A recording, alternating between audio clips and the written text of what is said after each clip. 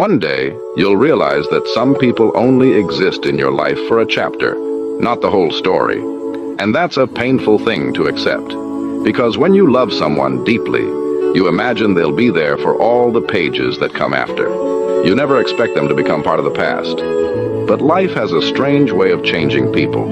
The person who once knew everything about you becomes someone who knows nothing about your life anymore.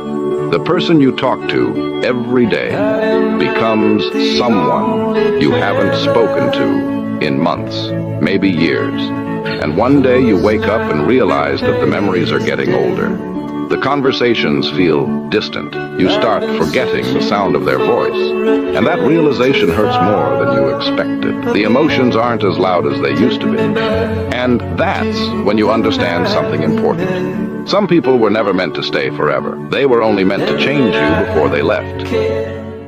My guy friends are making my boyfriend insecure because they've also had a piece of my cake. Now I'm worried he'll break up with me. So I have 3 guy friends I've known since college. Back then we were all single and honestly pretty wild. I hooked up with all of them at different times, sometimes together. It was a phase, nothing emotional, just young and stupid. That stopped years ago when we all grew up. 2 of them are now in serious relationships with 2 of my best friends. Everyone knows the history and we moved past it, or so I thought. My boyfriend Liam and I have been together a year and it's been the best relationship of my life. We clicked instantly and I knew within weeks this man was endgame material. The only issue is I'm his first serious girlfriend, so he gets insecure sometimes, especially knowing about my past. I've been completely honest with him about my history with these guys. I told him it meant nothing, that it's ancient history, and he's all I want now. He said he understood and trusted me. I even asked my guy friends privately to never bring it up out of respect. Last Saturday, we're all hanging out at my place. It's me, Liam, my 3 guy friends, and my 2 best friends. Normal night, everyone's drinking and playing cards. Around 10 p.m., I head out with one of my girlfriends to grab more beer and snacks from the store. We're gone maybe 20 minutes. When I walk back in with the groceries, Liam's entire energy has shifted. He's sitting on the couch staring at his phone, won't make eye contact. The guys are laughing about something. I can tell immediately something's wrong. You okay, babe? I ask him. He forces a smile and says, yeah, I'm good, but I know him. He's not good. We stay another hour, but he barely talks. When we finally leave and get in my car, he's silent. I drive us back to my apartment, and the second we're inside, I press him. Liam, what happened? You were fine before I left. He sits on my couch and his jaw clenches. Your friends wouldn't shut up about being Eskimo brothers. They kept making jokes about how I got the leftovers and asking if one guy's enough for you after. I'm going to give you 5 options.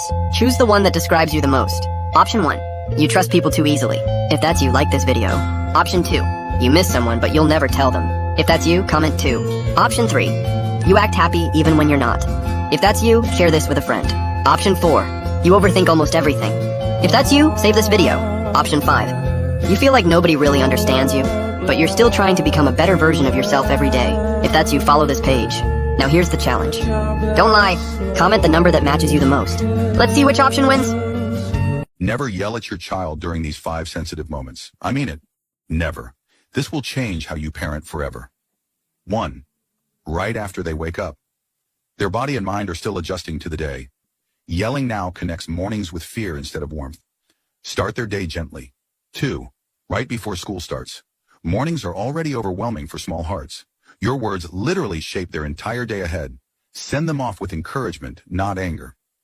3. When they come home from school. They've kept emotions bottled up all day long. Give them space to decompress and relax, not immediate criticism or interrogation. 4. When they're actively crying. Tears aren't manipulation or acting. They're intense emotions spilling out that they can't contain. They need your patience and comfort, not your anger. 5. Right before bedtime. Their mind remembers the very last. Bro, why do we all have that one friend who you absolutely cannot sit next to in class? Like, sitting next to them is basically a try not to laugh challenge, but it's set on maximum difficulty. The 2 of you are just sitting in class, minding your own business, when the teacher decides to drop the most heartbreaking, tear-inducing story ever.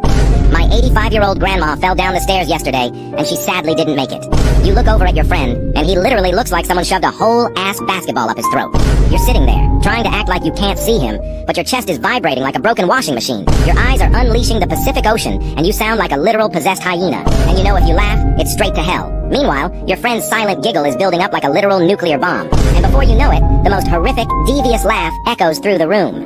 You both completely lose it, tears streaming down your faces, bodies shaking like you guys are getting electrocuted. And you try to pull yourself together, but it's too late. You both look up, and the teacher is just staring at you like you just insulted. Someone wrote my phone number on the bathroom stall at school with the words, "Call for a good time." What happened next got 3 people expelled. The first text came during second period. Unknown number. "You really do this?" I didn't respond. Thought it was spam. By lunch, I had 23 texts from numbers I'd never seen. Some were just creepy, some were disgusting. One guy described what he wanted to do to me in detail. Another sent a photo I still can't get out of my head. I was freaking out. Then some junior walked by my table and said, "Yo, hit me up later," then winked at me. I had no idea what was happening. Showed my friend and she went pale. "Oh my god, you don't know?" "Know what?" "Check your Instagram DMs. Someone had sent her a photo. The boys' bathroom. Second stall. My phone number written in thick black marker. Call for a good time. Right underneath it. I felt like the floor dropped out from under me. I ran to the office. Showed the principal. She gave me that sympathetic look adults give when they're about to do nothing. "We'll look into it, but without knowing who wrote it, our hands are tied." Cool. So I was just supposed to deal with random men texting me forever. I changed my number that night. Thought it was over. It wasn't. New number lasted exactly 5 days. Then the text started again. New strangers. Same disgusting messages. Someone wrote it up again. I sat in my car and screamed until my throat hurt. Then I got quiet, and I got smart. Whoever was doing this had my new number. I only gave it to about 10 people. One of them was the problem. I made a list. Wrote down every single person I'd shared it with. Parents, brother, a few friends. Then I started crossing off names. People who had no reason to hurt me. People I'd known forever. People who were with me when the text came in. That left 3 names. Brianna, Megan, Kaylee. The 3 of them used to be my entire world. Sleepovers every weekend. Matching Halloween costumes. The whole thing. Then I started dating Felix. Brianna had been obsessed with him for years. She never said anything to my face, but I could feel it. The friendship died slow after that. We stopped hanging out, stopped texting. By junior year, we were strangers who used to be sisters. All 3 of them had my new number. All 3 of them had motive, but I couldn't accuse anyone without proof. So I made a plan. Downloaded an app that generates phone numbers. Created 3 different ones. Gave Brianna the first, Megan the second, Kaylee the third. Told each one privately that I'd switch numbers again. Begged them not to share it. I seriously can't take any more of this. Then I watched and waited. It took exactly 1 week. A guy in my English class showed me a photo of the stall. All 3 numbers were up there. Same black marker, same spot. All